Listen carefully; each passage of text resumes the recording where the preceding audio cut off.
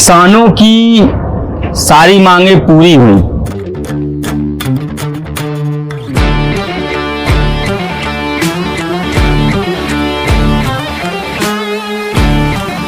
ये हम नहीं कह रहे हैं, ये राकेश टिकैत जी कह रहे हैं।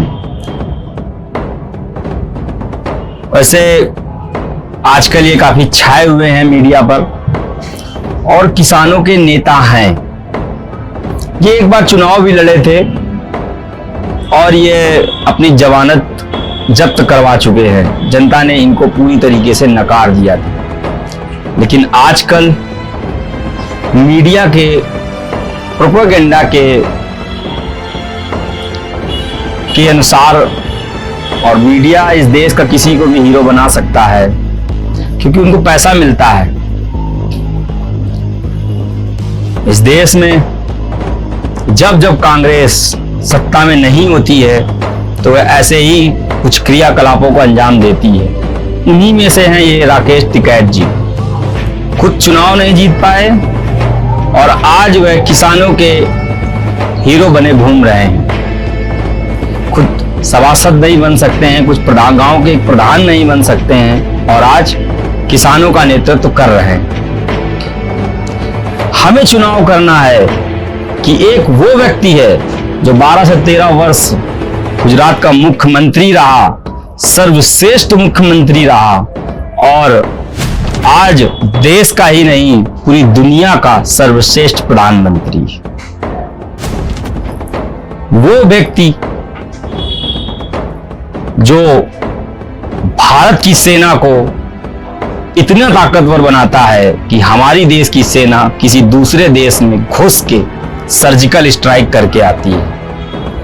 वो व्यक्ति नोटबंदी करता है और सभी काला धन रखने वाले व्यक्तियों को हड़कंप सा मच जाता है। कई लोगों की दलाली बंद हो जाती है।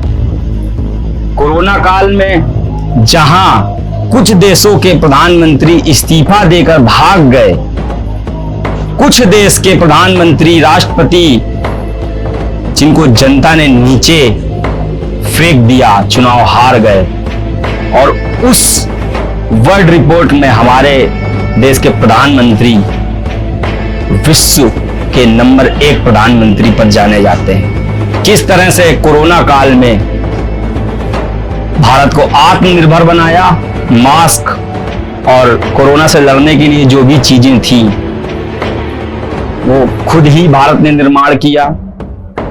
और जब बात वैक्सीन की आई तो हमने एक सुरक्षित वैक्सीन भी बनाई और आज अपने पड़ोसी देशों को भारत वो वैक्सीन दे रहा है।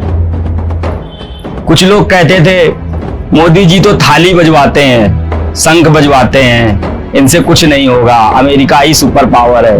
लेकिन आज अमेरिका की जो वैक्सीन है वो इतनी अच्छी या सुरक्षित नहीं है जितनी भारत की सुरक्षित है।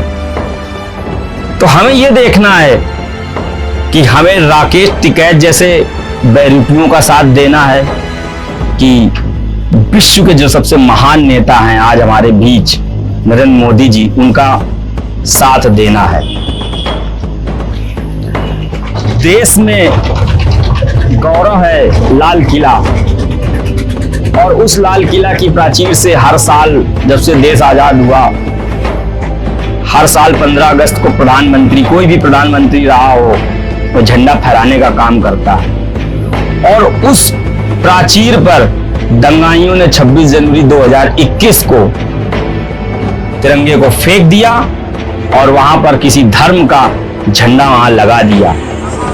उस पर पाकिस्तान ट्वीट कर रहा है, मजे ले रहा है कि भारत अब खालिस्तानियों ने जीत लिया है, भारत को खालिस्तानी जीत लेंगे, 100-200 ट्रैक्टर जीत लेंगे, हम विश्व में सुपर पावर हैं और ये सभी जानते हैं। तो हमें देखना है कि हम किसकी तरफ हैं। एक वो व्यक्ति जो एक प्रधानी का चुनाव नहीं लड़ सकता, सांसदी का चुनाव लड़ता है तो अपनी टिकट जब्त करवा लेता है, जमानत जब्त करवा लेता है, और वो एक व्यक्ति जिसको पूरी दुनिया चाहती है।